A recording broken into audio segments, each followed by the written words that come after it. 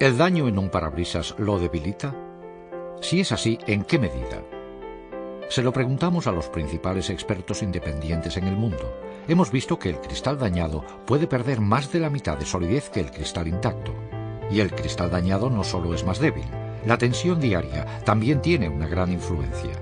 ¿Cómo lo sabemos?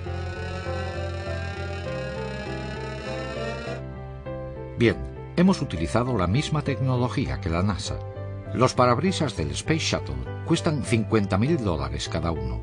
Cada segundo en el espacio, millones de micrometeoritos golpean los cristales del Shuttle creando pequeños impactos. Si uno de ellos hubiese aumentado de tamaño y roto los cristales en órbita o al entrar en la Tierra, el resultado podría haber sido desastroso. Por eso la NASA inspeccionó los parabrisas bajo luz polarizada. Descubrieron que un pequeño impacto concentra la tensión actuando en todo el parabrisas.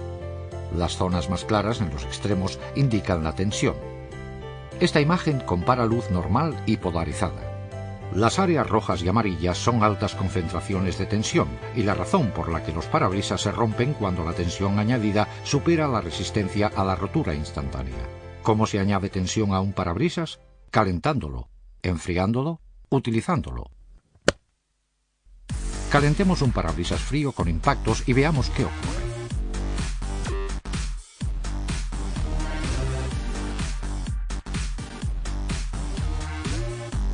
Tiempo transcurrido, menos de 5 minutos. Ahora enfriemos un parabrisas caliente.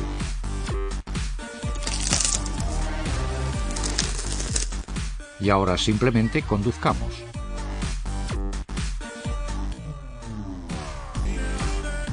Pero estos son casos extremos. ¿Qué decir de las condiciones normales diarias? Veamos ahora qué le ocurre al cristal cuando no lo calentamos, enfriamos o utilizamos.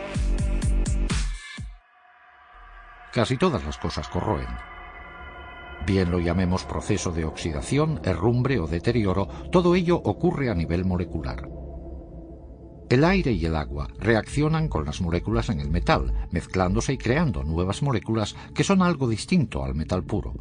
En efecto, el metal se va desgastando hasta que, por fin, acaba desapareciendo. No es un gran resultado si uno está construyendo un rascacielos, un barco o un coche. Por eso hay industrias que se dedican a estudiar y prevenir la corrosión de los metales, engañando a la química natural, si así se quiere, para detener o ralentizar el proceso de degeneración.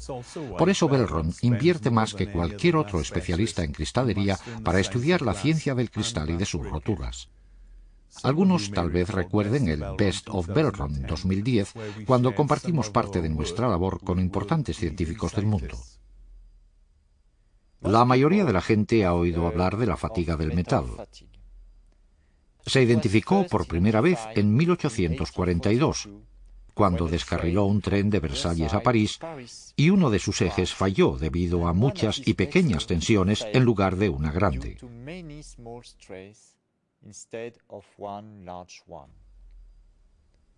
Un ejemplo más famoso sucedió en 1954, cuando 3 aviones de Havilland Comet cayeron el mismo año. Y en 2005, el vuelo 101 de Miami a las Bahamas perdió un ala entera, a causa de las pequeñas tensiones que actuaban sobre una pequeña grieta en el metal.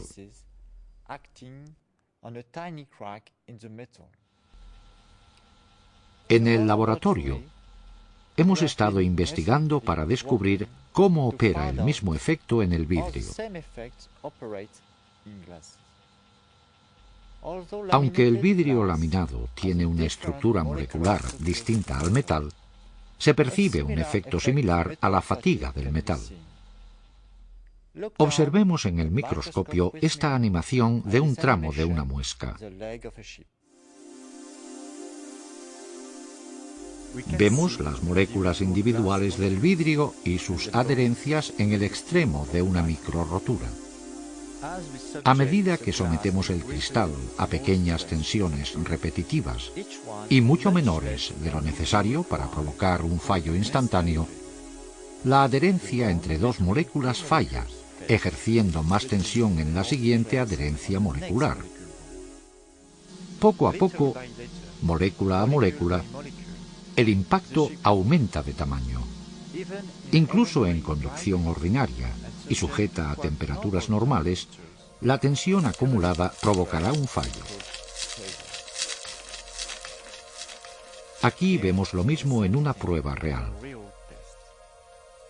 Aplicamos tensión continuamente a una muesca de ejemplo hasta que se rompe. En ningún momento el vidrio estuvo sujeto a su carga instantánea de rotura, pero poco a poco la muesca aumenta de tamaño y el vidrio se rompe. La investigación demuestra que un pequeño impacto se convertirá en una grieta cuando la tensión por fatiga alcance un cierto valor umbral. Eso fue en 2010. Desde entonces hemos trabajado más con otros expertos, sobre todo en la Universidad de Aquisgrán, con el catedrático Reinhard Konrad, una autoridad en el campo de la corrosión del vidrio. Sí, corrosión del vidrio. Sería un placer que nos hablase de su trabajo, profesor Konrad. Gracias, Chris. Hola a todos. Me llamo Reinhard Konrad. He sido catedrático de la Universidad de Aquisgrán, en Alemania, los últimos 14 años. Soy experto en la ciencia y la tecnología del vidrio. El vidrio es un material fascinante. Es transparente y extremadamente rígido. Se le puede dar cualquier forma imaginable, como hojas continuas, cintas, tubos o fibras. Teóricamente, el vidrio tiene una resistencia extremadamente alta. Usamos esta propiedad para fabricar materiales compuestos de fibra de vidrio reforzada para fabricar barcos o aspas de aerogeneradores. La mayoría de la gente dudaría de que el vidrio sea un material resistente porque saben que se rompe con facilidad. Sí, desgraciadamente, el vidrio no es muy resistente a las fracturas. Y vemos en los productos de vidrio habituales, como los parabrisas, que la resistencia a la fractura es más baja que el valor teórico.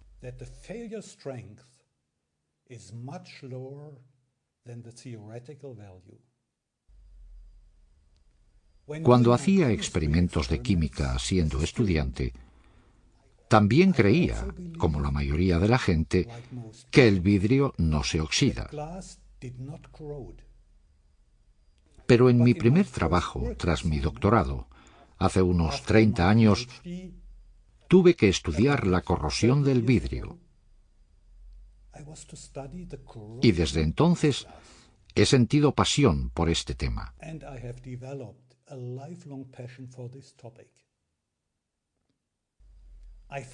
Descubrí que era cierto. El vidrio se corroe, sobre todo al exponerlo al agua y la tensión. Es un proceso molecular fascinante, pero difícil de explicar. Por eso les pido que me acompañen hasta el borde de una muesca en un parabrisas.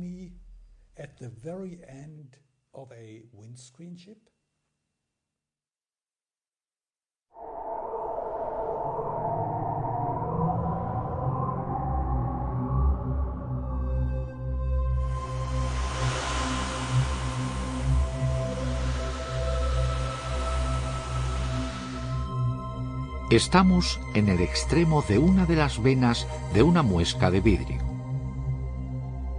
A ambos lados de ustedes están los bordes de la muesca. Justo enfrente está la punta de la muesca, el extremo de la rotura que tuvo lugar en el momento en que el guijarro golpeó el parabrisas. Si recuerdan lo que han visto antes, se trata del lugar donde se concentra la mayor parte de la tensión en el parabrisas. Aunque esto parece un mundo extraño, su atmósfera es exactamente la misma que la que respiramos nosotros. Si fuésemos diminutos, podríamos vivir ahí abajo, porque hay oxígeno y humedad presentes, al igual que en la superficie. Desgraciadamente, eso nos causará problemas a partir de ahora. Se debe a la mezcla de corrosión y tensión y sucede cuando el vidrio entra en contacto con agua, H2O.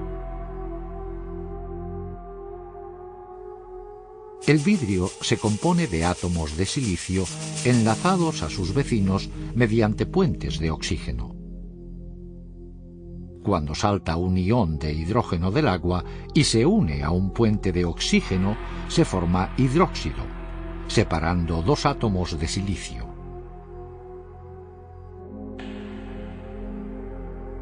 El cierre delante de la punta de la rotura está roto. Las moléculas se rompen por la tensión y la rotura aumenta un poquito, igual que en una cremallera. Por supuesto, perder solo un puente molecular de vidrio en un parabrisas no es un gran problema. Pero nunca se pierde solo un puente. Este proceso es inevitable e inexorable alrededor de la muesca, cuando existe algún nivel de humedad en el aire, incluso un 2%, como sucede en el desierto.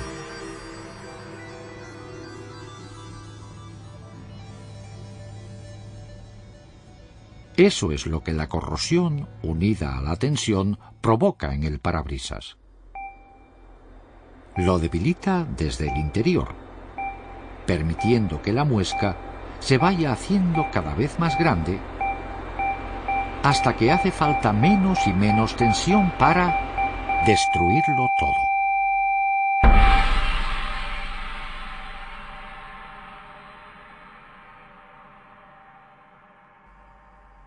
Al estar cualquier parabrisas sometido a pequeñas cantidades de tensión, este proceso tendrá lugar incluso si usted nunca se acerca a un lugar cálido, un lugar frío o una carretera con baches. Molécula a molécula, el proceso continúa constantemente, haciendo mayor la muesca segundo a segundo, hasta que el parabrisas está tan debilitado que casi no necesita fuerza alguna para romperse. Cuanta más humedad haya en el aire, más rápido ocurre el proceso. Y si usted también aplica fuerza a la muesca al conducir o sufrir cambios de temperatura, entonces el tiempo de supervivencia de su parabrisas se podría medir en horas o en días. ¿Qué puede hacer Belron para detener el incremento del daño? Volvamos al impacto y se lo mostraré.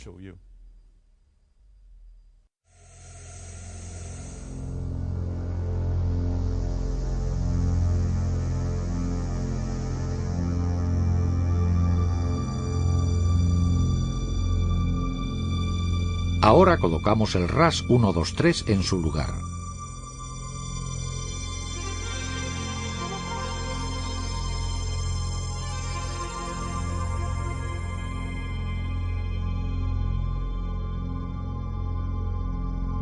El RAS es capaz de crear un vacío y alta presión en el impacto.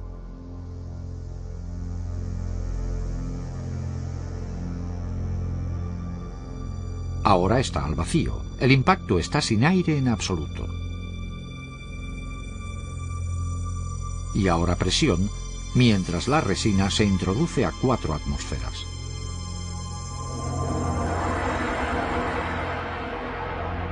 El impacto se rellena y la resina se endurece con luz ultravioleta.